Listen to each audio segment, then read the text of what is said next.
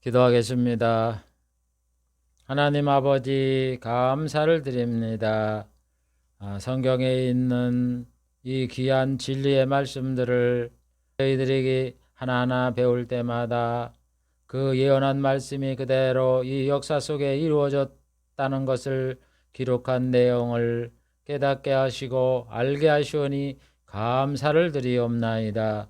이 말씀들을 잘 배우고 익혀서 우리의 영혼이 양식이 되어 우리가 믿음을 갖게 하고 주 앞에 충성하고 헌신하여 구원을 얻는 때에 꼭 필요한 생명의 양식이 되게 해 주시옵소서.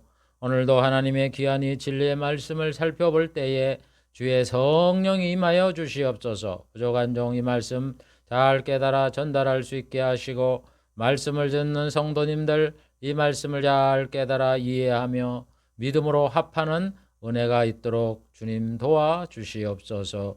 예수님의 이름으로 기도하옵나이다. 아멘. 오늘 이 시간에도 하나님의 진리의 말씀인 이 언약에 대해서 살펴보려고 합니다. 이 시간엔 복음인 새 언약이다 30번째 시간을 갖기로 하겠습니다. 새 언약 중에 첫 번째 예수님에 대한 언약과 성취 30번째 시간입니다. 예수님에 대한 언약과 성취의 내용 중에는 29번째 대환란에 대해서 살펴보려고 합니다. 하나님은 구약시대에 선지자를 통해서 대환란이 있을 것을 약속을 했습니다. 그래서 이 시간에 하나님이 구약시대에 예언한 대환란의 내용은 무엇이고 이 대환란에 대하여 예수님께서는 어떤 말씀을 하셨는가 하는 것을 살펴보려고 합니다. 여러분, 대환란이라는 말은 구약시대에 보면 여호와의 날이다 이렇게 말씀을 하고 있습니다. 이 대환란은 여호와의 날은 세상 끝에 있을 것이고 전무후무하고 전 세계에 걸쳐 발생되는 하나님이 벌을 내리는 날이다 이렇게 구약의 선지자를 통해서 하나님이 말씀을 하셨습니다. 한번 이것을 좀 구체적으로 살펴보려고 합니다. 191번째 이스라엘과 만국과의 전쟁. 하나님께서는 구약의 선지자를 통해서 이스라엘과 만국이 전쟁을 하게 된다 이렇게 말씀을 하셨습니다. 먼저 요엘을 통해서 내가 만국을 모아 여호사밧 골짜기로 내려가서 이스라엘을 위하여 그들을 국문하리니 내가 거기 앉아서 사면의 열국을 심판하리라고 요엘서 3장 2절 12절에 말씀을 하고 있습니다. 하나님이 만국을 모아서 이스라엘과 대적을 해서 하나님이 심판한다 이런 뜻입니다. 미가도 말합니다. 딸 시온이여 일어나 여러 백성을 쳐서 깨뜨리라. 전쟁을 하라 이런 얘기죠. 4장 13절에 말씀하고 있습니다. 스바냐도 말합니다. 나 여호와가 일어나 나의 분한과 모든 진노를 쏟으려고 나라를 소집하며 열국을 모으리라. 온 땅이 나의 질투의 불에 소멸되리라. 하나님이 진노하는 날이다 그랬는데 하나님이 이방인들에게 이방 나라들에게 벌을 주기 위해서 분한과 진노를 쏟으려고 나라를 소집한다. 나라를 소집하는 가장 좋은 방법이 뭐예요? 전쟁이잖아요. 그래서 이스라엘과 만국과의 전쟁을 한다는 겁니다. 스가랴서도 말합니다. 스가랴도 내가 예루살렘으로 모든 국민에게 무거운 돌이 되게 하리니 무릇 그거를 듣는 자는 다 상할 것이라. 천하 만국이 치려고 모이리라. 무거운 돌을 들어 이스라엘을 점령하려고 지금도 주위에 있는 나라들이 이스라엘을 점령하려고 그러잖아요. 그래 천하 만국이 치려고 모이는 거예요. 저걸 그냥 없애버리고 우리가 나눠 갖자. 그때 하나님께서 예루살렘을 치러 오는 열국을 그날에 내가 멸하기를 힘쓰리라. 이렇게 스가랴를 통해서 말씀하고 있어요. 여러분, 이 성경에 여러 이 이스라엘과 만국과의 전쟁을 예언해 놓고 있습니다. 에스겔을 통해서 하나님이 말씀합니다. 이스라엘이 열국에서 돌아와 편안히 쉬는 말년에, 지금이죠. 이스라엘이 열국에서 돌아와 135년경에 가나안 땅에서 쫓겨나서 1948년에 돌아왔잖아요. 평안히 쉬는 말년에 세상 끝이다 이런 얘기예요. 그러니까 대환란이 앞으로 생겼잖아요. 그러니까 앞으로 있는 거예요. 곡과 메섹과 두발 왕이 이 러시아 지역에 있는 민족을 말하는 겁니다. 그 사람들이 대장이 되어서 많은 백성이 동맹군을 형성하고 이스라엘을 치러 올 것이다. 에스겔 39장 2절부터 9절까지 말씀하고 있습니다. 이게 다 이스라엘과 만국과의 전쟁을 얘기하는 거예요. 그래서 요즘 그 유튜브에 보면은 뭐 3차 세계대전 그 말하는 게 이거예요. 3차가 될지 4차가 될지는 모르겠지만 하여간 세상 끝날에 있을 이스라엘과 만국과의 전쟁을 얘기하는 겁니다. 그러면서 전쟁의 결과를 대해서 예수계를 통해서 말씀하시는데 하나님이 대적해서 그 쳐들어오는 곡과 마곡 그 메셀 두발 왕들의 이거 연맹군을 하나님께서 자연재앙 온역과 피와 폭우와 우박 불 유황을 통해서 멸절한다. 에스겔 38장 2절에 그리고 새와 들짐승의 밥이 되게 할 것이다. 에스겔 39장 17절에 말씀하고 있어요. 그래서 결국은 그 전쟁은 이스라엘이 승리하게 되는 거고 열국이 망하는 거예요. 그래서 열국을 심판한다 이렇게 말씀하고 있는 겁니다. 이 전쟁의 목적에 대해서 말씀하기를 에스겔을 통해서 이스라엘 사람들에게는 여호와가 하나님인 줄을 알게 하는 거고 이방 사람들에게는 여호와의 이름을 거룩함을 나타내서 이방 사람들이 하나님을 알게 하는 거예요. 그러니까 여러분 이 전쟁의 목적은 뭐냐? 이스라엘 사람이나 이방인이나 하나님을 알게 하는 거예요. 그래서 이 전쟁으로 인해서 이스라엘 사람들이 많이 구원을 받고 이방인들도 구원을 받는 이런 역사가 일어나는 거예요. 스가랴를 통해서 전쟁의 과정을 하나님은 예언을 해놨는데 여호와의 날에 이르러 하나님이 열국을 모아 예루살렘과 싸우게 할 것이요 처음에는 예루살렘 성이 함락되고 포로로 잡혀가게 되나 하나님이 개입해서 이들이 패하게 된다. 스가랴 14장 3절에 말씀하고 있습니다. 이때 개입하는 분은 누구냐? 하나님이 개입한다 그랬는데 구체적으로 모퉁이 돌이 개입을 한다. 모퉁이 돌이 누구예요? 예수님이잖아요. 여러분 그래서 구약에 보면은 스가랴를 통해서 예수님이 이스라엘 만국과의 전쟁, 신약에서는 아마겟돈 전쟁이라 그러죠. 여기에 개입을 해서 예수님이 이기는 거예요.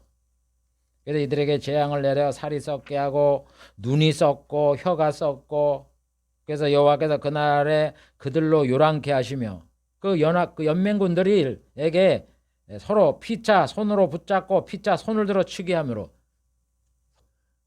이스라엘 치러 왔던 그 연맹군들이 서로 뜻이 안 맞아갖고 서로 싸움박질을 하게 만들어요. 그래서 멸하게 한다는 거예요. 그래서 이 전쟁에 이스라엘이 승리를 함으로 다시는 저주가 없고 예루살렘이 안연히 서게 된다. 이렇게 스가랴 14장 11절에 말씀하고 있는 거예요. 시기까지 말하는 거예요. 전쟁이 끝난 다음에는 다시는 저주가 없다. 그러면 언제 다시 저주가 없습니까? 예수님 오시고부터 저주가 없잖아요. 그러니까 이 전쟁이 끝나면 예수님 오신다 이 얘기잖아요. 예수님 오시기 바로 직전에 대환란이 있다 이런 얘기 안 해요. 그러니까 대환란의 시기를 우리에게 가르쳐 준다고요. 그래서 대환란은 전 세계에 있는 것이고 또 예수님이 재림하기 직전에 바로 대환란이 있는 거예요. 그러니까 없다고 그러는 사람들의 말을 듣지 마세요. 거짓말이에요, 여러분. 예수님은 이렇게 구약시대나 신약대에 대환란이 있다라고 전쟁이 끝나면 저주가 없겠고 예루살렘이 안연히 거하게 된다 이렇게 말씀을 하는데 그걸 없다 그러면 성경을 뒤집어 엎는 사람들이죠. 그러면서 하나님께서는 이 전쟁이 일어날 때 이스라엘이 도피할 장소까지 말씀해 주세요. 스가랴 14장 4절 5절 감람산 한가운데 동서로 갈라져 매우 큰 골짜기가 생기면 그곳으로 도망을 가라.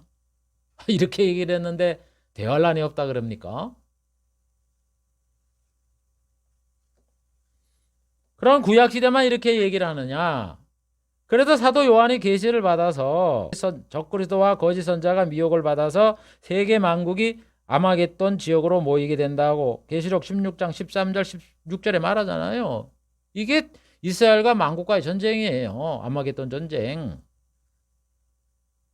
그러면서 그 뒤에 19장에 가면 뭐라 그래요? 흰말을 타신 예수님이 짐승인 적그리스도와 땅의 임금들과 군대를 무찔러 죽이고 적그리스도와 그 선자를 산채로 유황불 속에 던진다고 계시록 19장 11절 21절에 말하잖아요. 그거는 스가랴가 말해서 스가랴를 통해서 모퉁이 돌이 개입을 해갖고는 온역과 피와 폭우와 우박 불 유황을 통해 그 연맹군들을 다 무찔른다.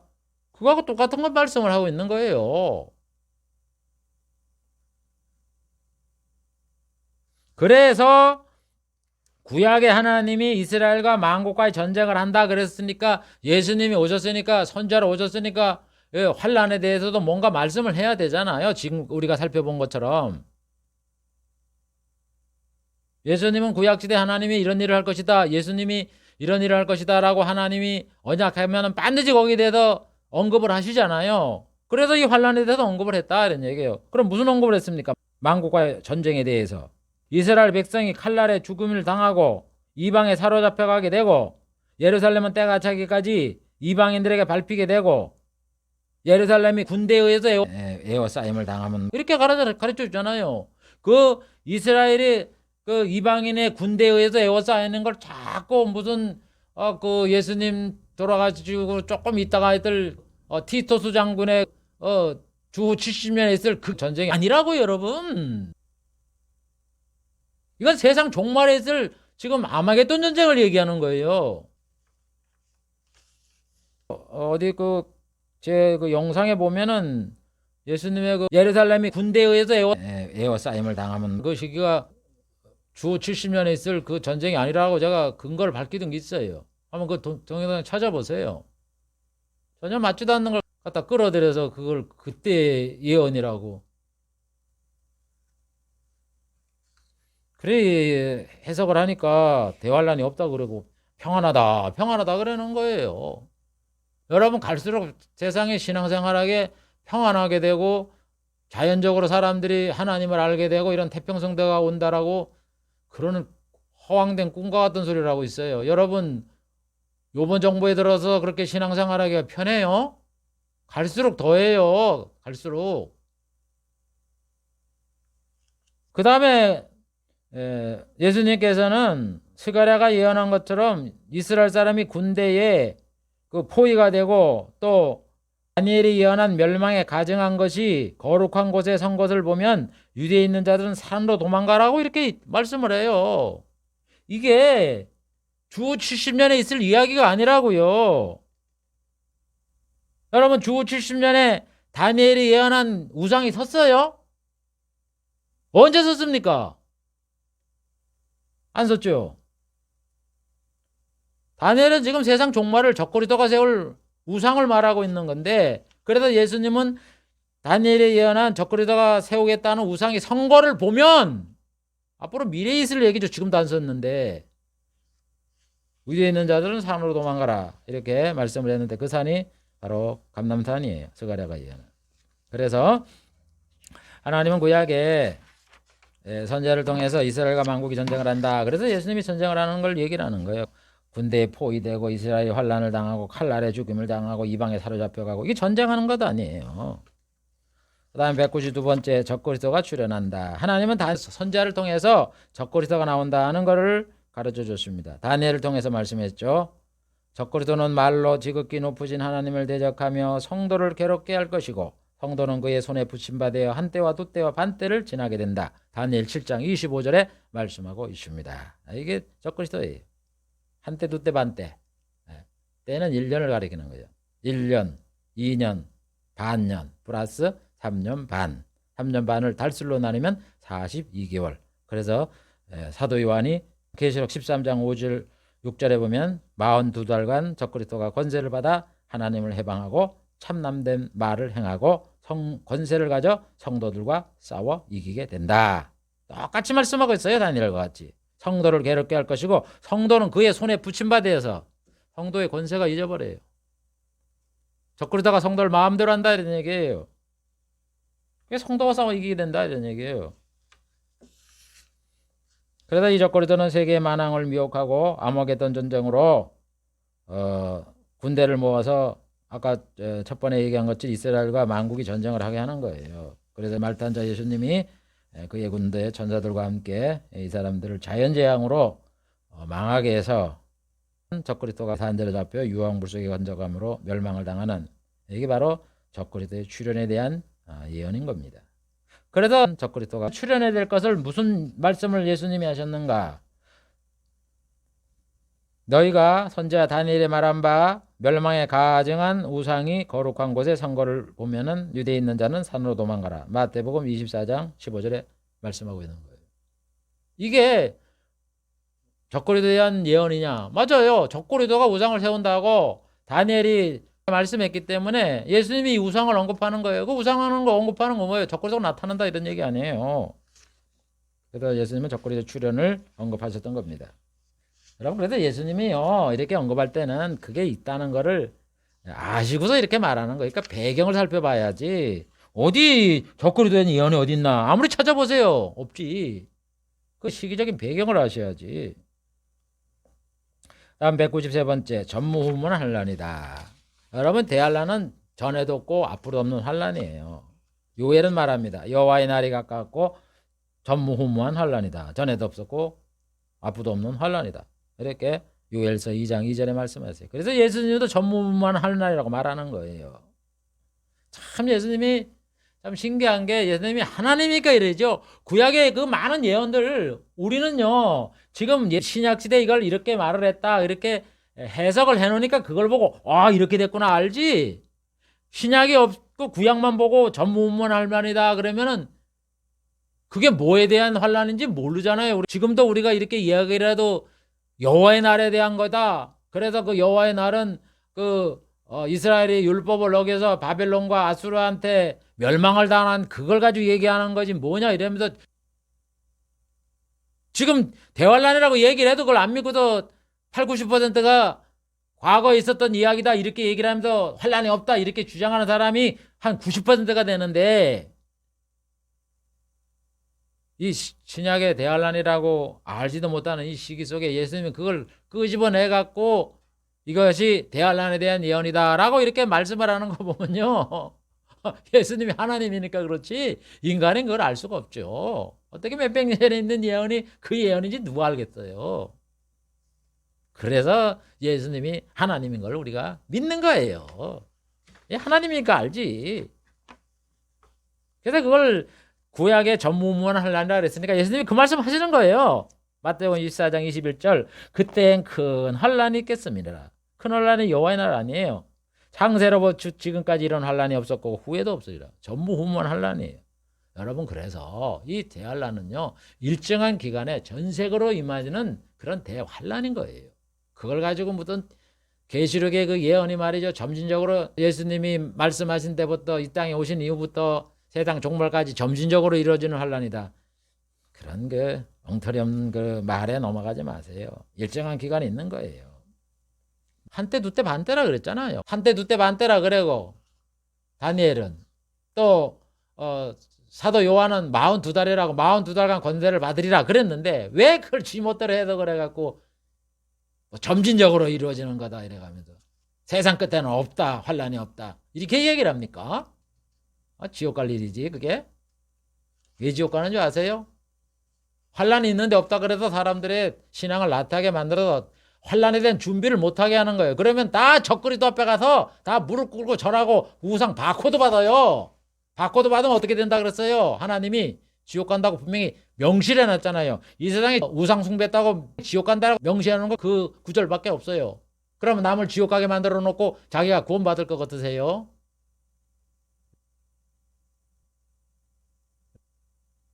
얼마나 무서운 그 엄청난 실수를 해는 하게 만드는 것이 대환란이 없다는 사람들의 말인데 듣기는 좋죠. 뭐든지 세상 폭폭거리면 좋아하듯이. 예수님은 전무후무한 환란이다. 그래서 이 말씀을 하신 거예요. 그 다음 194번째 전 세계에 큰 재앙이 오게 될 것. 여러분 대환란은 뭐 일부 국지적으로 한 나라 이스라엘에 생기는 이런 재앙이 아니에요. 전 세계에 걸친 거예요. 여기서 보면 성경에 보면 엄청나게 나옵니다. 선자를 통해서. 대환란을 그래서 여호와의 날이다 이렇게 얘기를 해요. 이사야와 아모스는. 그 다음에 잔혹히 분냉과 맹렬히 노하는 날이다. 이사야는 또 이렇게 얘기해요. 13장 6절에. 그 다음에 개국 이래에 그때까지 없었던 환란이다. 다니엘서 12장 1절에 이렇게 말씀하고 형벌의 날이다. 호세아 9장 7절 미가 7장 4절. 여호사밧 골짜기에서 열국을 심판하는 날이다. 요엘서 3장 12절. 만국을 번하는 날이다. 오바댜 1장 15절. 여호와의 크고 두려운 날이다. 말라기 4장 5절. 진멸의 날이다. 스바냐 1장 2절. 이렇게 여러분 이 여호와의 날 대환란이라는 것은 전 세계적으로 당하는 환란이에요. 그러니까 대환란이죠. 여러분 과거에 옛날에 애굽에 그 1년 가뭄이 있고 흉년이 있을 적에 그게 뭐 이집트만 당했습니까? 주위에 있는 나라들이 다 이렇게 재난으로 인해서 가뭄으로 해서 힘들게 되듯이 이 여호와의 날은 전무 그전 그 애굽 환란 아무것도 아니다 이런 얘기예요. 전 세계가 전무후무한 환란이다 이런 얘기입니다. 그래서 이사야는 뭐라 그럽니까? 땅이 슬퍼하며 세잔하며 세계가 쇠약하고 세잔하며. 한 지역이 아니에요. 세계. 무슨 그 이스라엘 중심으로 있는 그쪽 지역에 있는 인근 나라에만 당하는 게 아니라고 전 세계가 당한다고요. 세계 민족 중에 이런 일이 있으리니 여호와께서 만국을 향하여 진노하시며 만군을 향하여 분내사. 만국이 뭐예요? 세계 여러 나라지 무슨 몇 나라를 말하는 겁니까? 그들을 살육할 것이다. 오베다 선지자도 말합니다. 만국을 벌어가들 것이다. 요엘도 말씀합니다. 만민이 송구하며 낯빛이 하얗게 된다. 요엘서 2장 6절. 여러분 성경은 전부 만민, 만군, 만국 이렇게 얘기를 하는 거예요. 스가랴는 말합니다. 땅의 3분의 2가 멸절하고 나머지 3분의 1은 연단을 받을 것이다. 이렇게 예언해요. 그래서 사도 요한이 첫째 천사가 나팔을 불매 땅의 3분의 2 타서 사위고 불에 타버리고 수목이 3분의 1이 사이고 각종 푸른 풀도 사이고 둘째 천사가 나팔을 부니까 바다 3분의 1이 피가 되고 바다 생물 3분의 1이 죽고 배가 3분의 1이 깨지고 셋째 천사가 나팔을 부니 강의 3분의 1 물샘의 3분의 1에 쓰게 돼서 많은 사람이 죽는다. 그러면 강의 3분의 1 바다의 3분의 1이 없어지면 한 나라에 그게 영향을 주겠습니까? 전 세계에 영향을 주는 거지. 그러면서 사도 요한은 말합니다. 대환란 기간 중에 땅의 임금들과 왕족들과 장군들과 부자들과 강한 자들과 종과 자주자가 굴과 산 바위 틈에 숨어서 이르되 바위야 우리 위에 떨어져 보좌에 앉으신 이의 낙과 어린 양의 진노에서 우리를 가리우라. 진노의 큰 날이 이르렀으니 누가 서리요 하더라. 계시록 6장에 이렇게 말합니다. 여러분 그래서 하나님은 구약의 선지자를 통해서 전 세계에 큰 재앙의 날이 오게 된다 이렇게 말씀을 하신 거예요. 그러니까 예수님도 이거에 대해서 시인을 하시며 뭔가 말씀을 해야 되잖아요. 그래서 말씀을 하셨다 이런 얘기예요. 그래서 이 날은 큰 환란이다. 마태복음 24장 21절에 말하면서 이 환란은 온 지구상에 거하는 모든 사람에게 이 말이라. 이거 분명하게 온 지구상에 거하는 모든 사람에게 임한다고요. 몇 사람에게 임하는 게 아니라 어느 지역에 있는 사람에 임하는 게 아니라 왜 이렇게 성경 구절에 나와 있는데 그거를 부인을 하는지. 예수님의 말씀도 말도 안 듣는 성경 말씀엔 정확하게 나와 있는 것도 안 듣는데 뭐 안 나와 있는 건 오죽하겠습니까? 그래서 누가복음 21장 15절부터 보면 이 날은 온 지구상에 관한 모든 사람에게 이 말이라. 그러므로 너희는 장차 올 이 모든 일을 능히 피하고 인자 앞에 서도록 항상 기도하며 깨어 있으라. 이렇게 당부를 하는데 전 세계에 이 재앙이 하나요? 재앙이 없어요? 그렇게 믿으세요. 믿을 사람은. 그러나 우리는 그렇게 안 믿죠. 우리는 지구상에 예수님이 재림하시기 전에 대환란이 있구나. 이것을 준비해서 우리가 믿음을 가져야 되겠구나. 적그리스도한테 절하지도 말고 바코드도 받지 말아야 되겠다. 이렇게 해야 돼요. 그래서 신기하는 건요. 저는 신학을 원래 싫어해요. 왜냐하면 사람이 성경을 보고서 논리를 제시를 하는데 엉터리가 많아. 그래서 저는 신학 싫어해요. 그래서 성경만 저는 연구를 저는 제 삶 속에 성경만 많이 찾아봅니다. 그런데 이제 신학을 참고는 해요. 그러나 저 신학은 잘 안 믿어요. 얼마나 엉터리가 많은지. 그런데 정통신앙이라 그래갖고 옛날부터 무슨 교부 이런 유명한 뭐 터툴리안이라든가 뭐 여러 가지 그 옛날에 그 교부들이 많잖아요. 그 사람들의 이런 정통신앙으로 우리에게 알려진 걸 보면은 다 천년왕국도 있고 대환란도 있고 다 있어요. 그런데 이게 말이죠. 후대에 오면서 신학자들이 생겨갖고 그걸 뒤집어 엎는 거야. 얼마나 웃기는 얘기예요? 뭐가 웃깁니까?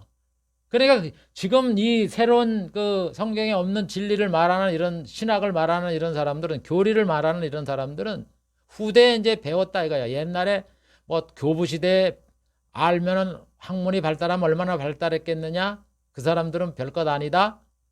이렇게 생각을 하다 자기가 이제 막 성경에 뭐 새로운 걸 발견한 것처럼 교리를 만들고 신학을 주장을 하는데 그 주장이 엉터리다 이런 얘기예요. 이게 신기해서 제가 신학은 싫어하지만 그래도 신학자 중에는 그 우리 정통 신학을 내려오는 분들 중에 성경을 올바로 본 분들이 있잖아요. 그분들은 참고를 해야 되죠. 우리 박경림 목사님 분들은 그 신학의 내용이 정통 신학이에요. 옛날 내려오는 거. 그걸 소개한 거라고. 그래서 그걸 성경 구절과 맞춰보면 신학하고 여지없이 맞아요. 그러길래 야, 참 이분들은 참 성경을 제대로 알으셔갖고 성경에 근거를 대는구나. 나는 너무 감사하죠. 그런 분들. 대개 보면 그런 것들은 정통신앙이야. 정통신학이야. 그런데 거기서 벗어나서 뭐 새로운 거 만들려고 뭘 새롭게 만들어서 자기 이제 어떤 유익이 돼서 뭐 박사학위를 따려고 논문 재료를 만들어서 만드는지 뭐 하는지 모르는데 욕심이 있어서 그러는지 모르겠는데 전부 엉터리로 뭐 대환란이 없다. 뭐 대환란은 2000년 동안 국지적으로 전진적으로 이루어지는 환란이다 이래가면서 그 엉터리 그 이론을 이렇게 제시하고 하는 것을 볼 때 여러분 해 아래 새 것이 없다고 정통이 진리예요. 정통이 진리야. 옛날부터 내려오는 게. 다음 199번째 천지의 변화. 이 대할라는요. 천지의 변화가 일어나는 거예요. 하늘과 땅에 일어나는 거지 땅에만 일어나는 게 아니에요. 이사야는 여호와의 날은 하늘이 진동하고 땅이 흔들려 제자리에서 떠나간다. 땅이 흔들려 제자리에서 떠나간다. 하늘도 진동을 하고 위에 있는 문이 열리고 땅의 기초가 진동합니다. 위에 있는 문이 열리고 여러분 노아의 홍수 때 하늘 문이 열려서 비가 오듯이 말이죠. 이 대환란 때도 위에 있는 문 하늘의 문이 열린대요. 뭔지는 몰라요. 하늘의 문이 열린대요. 뭔지는 모르지만 땅의 기초가 진동합니다. 땅이 깨어지고 땅이 갈라지고 땅이 흔들리며 이 취진 아니에요. 땅이 취한 자같이 비틀비틀거리며 침망같이 흔들리겠다. 나 만군의 여호와가 분하여 맹렬히 노하는 날에는 하늘이 진동시키며 땅을 흔들어 그날에서 떠나가게 하고 하늘의 만상이 사라지고 하늘들이 두루마리같이 말리되 그 만상의 쇠전함이 포도나무 잎마른 것과 될 것이다. 하늘에 여러분 별들이 막 떠나고 하늘이 막 말리는 거예요. 이거 없어지는 거예요. 별들이요. 천지에 엄청난 이런 변화가 일어나는 날이라고요. 근데 점진적으로 이게 이루어져요. 유엘도 말합니다. 여호와의 크고 두려운 날이 이르기 전엔 해가 어두워지고 달이 핏빛같이 된다. 예수님 재림 전에 이런 일이 일어나는 거예요. 천지의 변화가 일어나는 거예요. 이게 점진적으로 일어나요. 그럼 옛날에도 이런 기록이 있겠네. 별이 줄어들었어요. 하늘에 그 태양계가 사그러졌습니까? 별이 점점 많아졌다 그러지. 과학도 모르고 성경도 모르고. 아모스도 말합니다. 여호와의 날은 어둡고 캄캄한 날이요 대낮에 해가 져서 깜깜한 날이라. 마치 일식처럼 말이죠. 깜깜한 이런 날도 있는 거예요. 요엘서는 말합니다. 여호와의 크고 두려운 날이 이르기 전에 해가 어두워지고 달이 핏빛까지 되리라. 요엘가 그래도 사도 요한도 계시를 받아서 천지의 변화가 일어난다고 말해요. 하늘의 만상이 떠나간다. 계시록 6장 12절. 아까 이사야가 만상이 사라진다 그랬더니 그래서 만상이 떠난다고 말을 하는 거고 해가 총단같이 검어지고 온 달이 피같이 되고 땅에는 큰 지진이 있고 앞에 구약시대 선지자 말을 똑같이 계시를 받아도 이렇게 말씀을 하고 있는 거예요. 넷째 천사가 나팔을 부니까 해와 달과 별의 3분의 1이 침을 받아서 3분의 1이 어두워진다. 천지에 큰 이런 변화가 있을 것을 사도 요한도 예수님의 계시를 받아 말씀을 하는 거예요. 그러니까 이 땅에 예수님이 계실 때 선자로 오셨는데 선자직을 가지셨잖아요. 그럼 환란에 대해서도 하나님이 예언을 했으니까 예수님이 한 말씀 하셔야 되잖아요. 그래서 또 말씀을 하십니다. 천지의 변화가 있을 거를. 환란 후에 해가 어두워지고 달이 빛을 내지 아니하고 하늘의 별들이 떨어지고 하늘의 권능이 흔들리며 마태복음 24장 29절. 그 다음에 1월 성신의 징조가 있겠고 땅에서는 민족들이 바다와 파도의 우는 소리를 인하여 혼란 중에 공고할 것이며 사람들이 세상에 임할 일을 생각하고 무서워함으로 기절하리니 하늘의 권능이 흔들리기 때문이다. 누가복음 21장 25, 26절. 아까 선자들이 해가 어두워진다, 달에 빛을 내지 않는다 그러니까 그렇게 말씀하고 별들이 떨어진다 이사야가 예언하니까 그렇게 말씀을 하고 파도와 바다에 오는 소리로 인해 혼란이 된다. 사도 요한은 바다의 3분의 1이 깨어진다 그랬잖아요. 똑같이 예수님도 그 일을 말씀하는 거예요. 바다의 3분의 1이 깨어지는 건 큰 쓰나미가 우리 지구에 있는 바다에 큰 별이 떨어지잖아요. 그럼 그 쓰나미가 생기는 거예요. 그러니까 바다와 파도의 우는 소리로 인하여 혼란 중에 공고하게 될 것이다. 이렇게 말하는 거예요. 엄청나게 큰 혼란이죠. 그래서 예수님이 큰 변화가 있을 거를 몇 가지를 이렇게 언급을 하시는 겁니다. 그 다음 198번째 하나님이 벌하시는 날. 대환란은 하나님이 벌하시는 날이라. 이렇게 하나님은 선지자를 통해서 말씀을 하십니다. 이사야는 세상 나라가 벌을 받는 날이라 이렇게 말씀을 했어요. 여호와께서 불과 칼로 모든 혈육에게 심판을 베푸신즉, 심판을 해서 벌을 준다는 거죠. 여호와께 살육을 당할 자가 많게 될 것이다. 그래서 땅에 거민이 불타서 남은 자가 적게 될 것이다. 이렇게 하나님이 벌 내리는 날로 대환란을 말씀하고 있는 거예요. 여러분, 그래서 대환란은 하나님이 벌 받는 날이에요. 진노의 날이라고요. 유엘도 말합니다. 여호와의 날이 가까웠고 사면의 열구가 너희는 속히 와서 모일지어다. 여호사밧 골짜기 올라올지어다. 내가 거기 앉아서 사면의 열국을 다 심판하리로다. 심판해서 벌을 준다는 얘기죠. 스바냐도 말합니다. 하나님이 지면의 모든 것을 진멸하시고 짐승과 새와 고기가 악인을 진멸하고 우상 섬기는 자를 멸절하고 이를 성신에게 경배하고 여호와를 찾지 않거나 구하지 않은 자를 멸절한다. 이 심판이잖아요. 말라기도 말합니다. 여호와의 크고 두려운 날이 이를 것이다. 극렬한 풀무불 같은 날이 와서 교만한 자와 악한 자를 초계같이 살을 것이다. 교만한 자, 악한 자, 벌받을 사람이잖아요. 오바댜도 말합니다. 만국을 벌하실 것이다. 이렇게 구약의 선자는 이 여호와의 날 대환란이 하나님이 벌을 하시는 날이다 이렇게 얘기를 했기 때문에 예수님도 하나님이 벌하는 날이라고 말씀을 합니다. 여러분, 그래서 신기한 거는요, 예수님은요 구약에 예언한 말씀을 다 하시고 있는 하나님이기 때문에 꼭 한마디씩 던져요. 그게 싸우는 게 사복음이에요. 그 내용이. 그런 구약에 예언한 내용을 모르니까 재미가 없는 거예요. 복음도 봐도 얘기를 우리는 그냥 하는 예수님을 믿어서 그냥 복이나 받고 평안하게 살면 되는데 왜 이야기를 왜 뭐하러 하시나 하고. 그러니까 여러분, 번지수를 잘못 짚은 거예요. 예수를 잘못 믿는 거야. 구원받으려고 천국 가다 영생복락을 누리려고 안 하고 세상에 그냥 복만 누리려고 그러니까. 여러분, 그래도 복 찾으면 성경에 이 복 찾으면 신약은 다 내버리세요. 신약은 하나 보다 보면 되겠네. 할 수 있거든. 무슨 말이냐? 믿는 자의 능치 못한 일이 없다. 그거 이제 끌어들여서 맨날 그거 설교하는 거지. 여러분, 60평짜리 집을 얻고 싶으면 할 수 있거든. 무슨 못하는 게 뭐가 있겠습니까? 그러면서 그걸 얘기하고 기도하라 그러면 들어준다. 그거 이제 갖다 인용을 하고 그 다음에 다 내버리고 신명기 28장에 있는 거 앞부분 14절까지만 살지. 들어가나 나가나 복을 받는다. 나머지는 나았을 때도 없어. 해당복과 관련돼 없는 그런 영생의 복에 대한 말씀이니까. 그런 미망에서 깨어나세요. 그런데 설교하는 목사들에서 벗어나세요. 아니, 어느 게 주가 어느 게 종인데 그 종을 가지고 주라고 여겨갖고 세상의 복은 하나님의 약속을 이루는 일부분이에요. 그래서 예수님께서는 하나님이 벌하시는 날이라고 말씀을 하세요. 이 날들은 기록된 모든 것을 이루는 형벌의 날이니라. 구약에 벌받는 날이 있다. 그래서 이 날은 모든 것을 이루는 형벌의 날이라고 얘기하시잖아요. 시인을 하시잖아요. 인정을 하시잖아요. 그날에는 아이벤자와 젖먹이에게 화가 있을 것이다. 이는 땅에 큰 환란이 있겠다 하고 이 백성에게, 즉 이스라엘 백성에게 내리시는 벌인 진노가 있을 것이다. 이스라엘 백성에게 진노할 것이다. 네가 죄를 지었기 때문에 내가 벌을 준다 이런 얘기 하네요. 벌 주는 날이죠. 대환란이.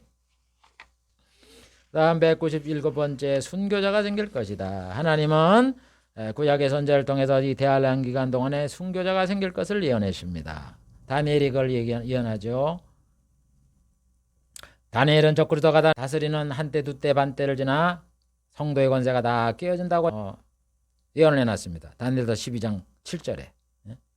맹세하여 가로되 한때 두때 반때를 지나서 성도의 권세가 다 깨어지기까지니 그때면 끝이 오리라. 예수님이 온다 이런 얘기예요. 세상 끝이 온다 이런 얘기예요.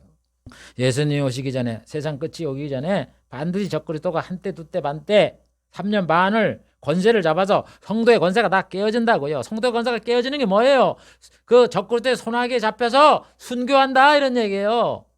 우리가 적그리스도 앞에 잡히더라도 거기 가서 우상에게 절을 하겠어요? 바코드를 받겠어요?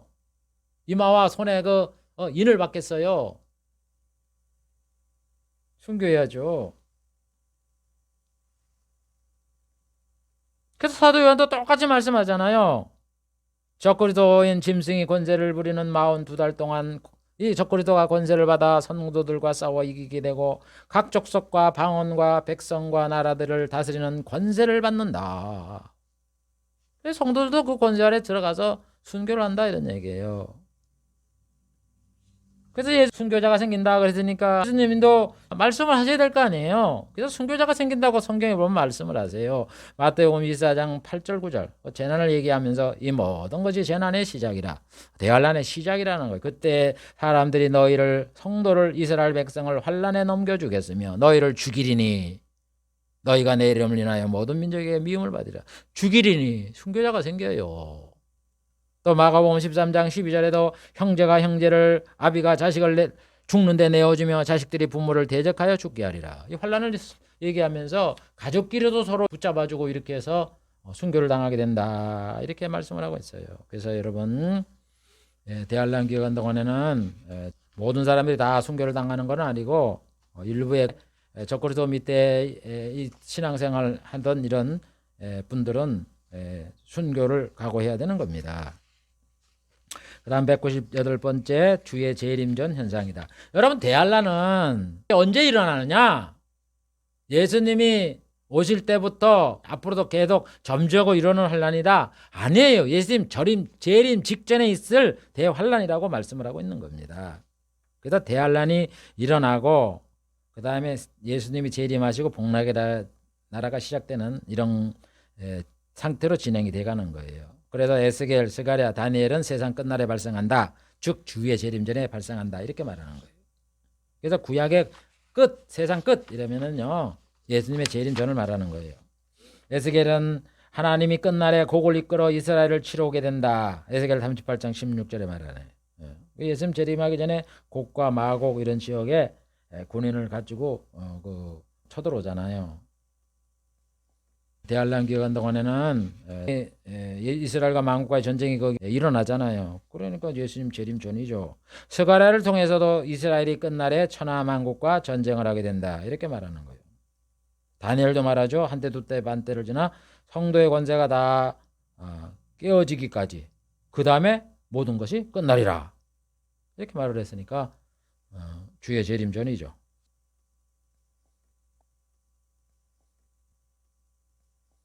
그래서 사도 요한도 적그리스도가 42월 일을 하고 그래서 이제 만국을 미혹을 해서 아머겟돈 전쟁을 일으키니까 19장에 가서 그 말탄 예수님이 그 군병들과 함께 천사죠 거기 군병은 뭐 예수님이 무슨 세상에 와서 뭐 세상 군대를 일으키고 전쟁을 하겠어요.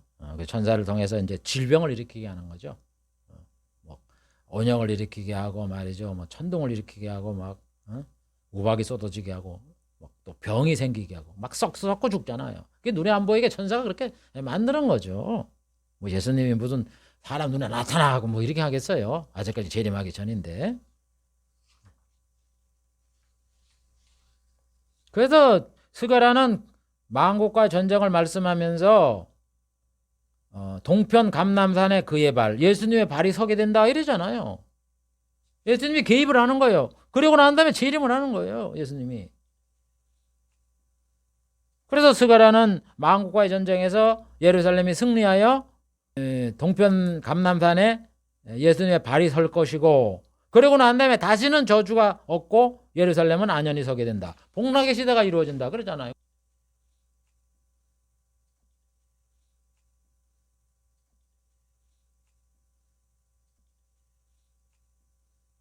그러니까 바로 예수님이 재림하는 거죠. 폭락의 시대가 전개가 되는 거죠. 이렇게 하나님은 선자를 통해서 이 대환란이 언제 일어나느냐, 예수님의 재림 직전에 일어난다, 이렇게 예언을 했기 때문에 거기에 대해서 예수님도 말씀을 하셔야 되잖아요. 그 예수님 말씀하시는 거예요. 그날 후에 해가 어두워지며 달이 빛을 내지 아니하며 별들이 하늘에서 떨어지고 하늘의 권등들이 흔들리리라. 그때 인자의 징조가 하늘에서 보이겠고 그때에 땅의 모든 족속들이 통곡하며 그들이 인자가 구름을 타고 능력과 큰 영광으로 오는 것을 보리라. 마태복음 24, 29, 30절. 예수님의 재림을 말하잖아요. 환란을 얘기하면서 그때에 하늘의 징조가 있고 예수님이 오신다. 그러니까 대환란이 언제 있어요? 예수님 재림 직전에 있잖아요. 이와 같이 하나님은 구약시대의 선자를 통해서 대환란에 대해서 말씀을 하셨기 때문에 선자직을 가진 예수님이 대환란에 대해서 여러 가지로 말씀을 한 겁니다. 이스라엘과 만국과의 전쟁이 있겠다. 그래서 예루살렘이 군대에 의해서 에워싸임을 당하면 이렇게 말씀하신 거, 적그리스도가 출현한다. 그래서 적그리스도가 세우는 우상에 서게 되면 도망을 가라고 말씀하신 거고, 전무후무한 환란이다. 그래서 대환란에 대해서 말씀하시면서 창세부터 지금까지 이런 환란이 없겠고 앞으로 없을 것이라고 말씀한 거고, 전 세계 큰 재앙이 온다 그래갖고 예수님이 이날은 온 지구상에 거하는 모든 사람에게 임하는 환란이라고 말씀한 거고, 천지의 변화가 있겠다 이래서 예수님께서는 하늘에 별들이 떨어지고 달이 빛을 내지 않겠다 이렇게 말씀하신 거고, 하나님이 벌하시는 날이다 그러니까 이 땅에 이스라엘 백성에게 큰 진노가 있겠다고 말씀하신 거고, 순교자가 생긴다 그래서 그때 사람들이 환란에 너희들을 넘겨서 죽이게 될 것이다 이렇게 말씀을 한 거고, 주의 재림 전에 일어나는 발생되는 환란이다 그랬기 때문에 예수님께서도 환란 후에 예수님이 재림한다 이렇게 말씀을 한 겁니다. 그래서 이 대환란은 있어요. 전 세계적인 거예요. 또 일정한 기간에 진행이 되고 끝나는 거예요. 이게 정통적인 신앙이에요. 그래서 대환란이 없다, 조심하세요. 그런 사람 주장하는 사람 조심하세요. 신학자든 목사든. 전 세계적이 아닌 거다, 뭐 국지적이다, 조심하세요. 그 다음에 일정한 기간, 3년 반이잖아요. 적그리스도의 치하에 있던 3년 반. 그 외에 하면 7년이 넘어요. 일정한 기간이 있어요. 그때 일어나는 거지, 뭐 예수님 오실 때부터 점진적으로 이루어지는 거다, 그런 사람 조심하세요. 그럼 비성경적인 거예요. 성경에 맞지 않는 얘기를 해요. 그래서 하나님이 구약시대에 대환란이 있을 것이다 하고 예언한 대로 예수님께서는 대환란이 있을 것을 말씀을 했던 겁니다. 그래서 이 대환란을 우리가 배우면서 예수님이 오시기 전에는 이런 세상에 큰 환란이 있으니까 우리의 생명을 우리 주님께 맡기고 그 환란에서 조심해야 될 건 딴 거 아니에요. 적그리스도가 세우는 우상에 절하지 말고, 이제 막 지진이라고 기근하고 일어나고 해와 달이 빛을 약하게 되고 이러니까 뭐가 생기겠어요? 농사가 안 되잖아요. 기후가 변화가 있으니까. 그럼 먹을 게 없으면 이 사람들이 통제를 하는 거예요. 그래서 거래를 하기 위해서 오른 그 손과 이마에다 바코드를 주잖아요. 666 코드를. 그거 받지 말면 돼요.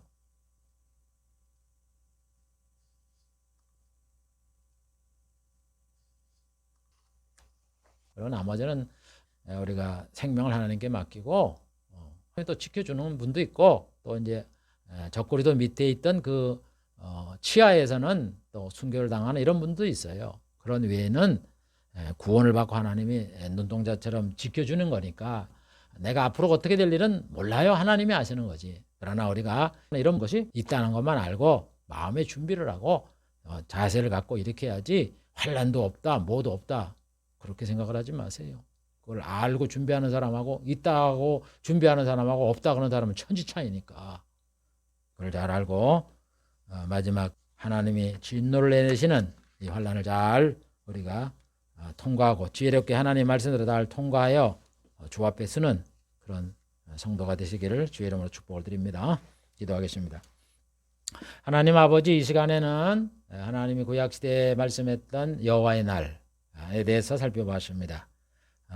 여호와의 날에 대해서 이스라엘과 만국이 전쟁을 하고 또 전 세계에 이르는 대환란이고 전무후무한환란이고 또 순교도 생기고 이런 말씀에 대해서 예수님께서는 거기에 대해서 언급한 내용이 있다는 것을 살펴보았습니다. 하나님 아버지, 이와 같이 우리 예수님은 선자로 이 땅에 오셔서 환란에 대해서 구약에 예언한 말씀들을 언급을 하며 우리에게 다시 한번 상기를 시켜주는 것을 우리가 잘 배워서 대환란이 있다는 것을 믿으며 우리가 더욱더 신앙에 힘을 쓰고 정말 영생을 얻기 위해서는 우리 생명까지도 버려야 되겠구나 하는 이런 다짐을 하면서 우리가 믿음의 준비를 잘하는 그런 저희들이 될 수 있도록 은혜를 더하여 주시옵소서. 예수님의 이름으로 기도하옵나이다. 아멘.